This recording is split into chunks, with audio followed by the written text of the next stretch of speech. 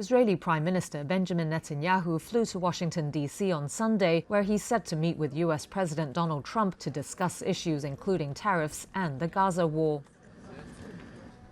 His trip came as Israel's military changed its initial account over last month's killing of 15 emergency workers in Gaza, which has sparked calls for an independent investigation. The paramedics and emergency responders were shot dead on March 23rd near the southern city of Rafah.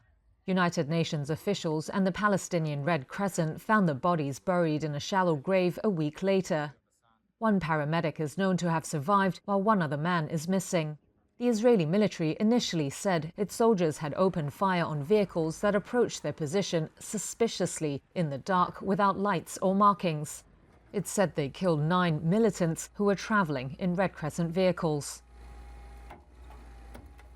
But video published by the Red Crescent on Saturday showed emergency workers in their uniforms and clearly marked ambulances and fire trucks with their lights on being fired on. The video was recovered from the mobile phone of one of the dead men. Reuters was able to verify the location and date of the video. An Israeli official late Saturday said the initial field report did not include any description of vehicle lights.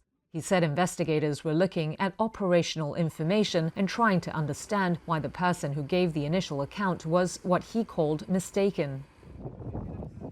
Israeli media reports cited the military as saying at least 6 of the 15 dead were identified as members of militant groups.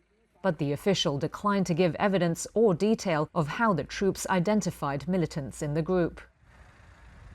Palestinian Red Crescent spokesperson Nebal Fasak said the organization demands an independent international investigation. Accountability should never require video evidence. It should not take a global outrage for the truth to be acknowledged.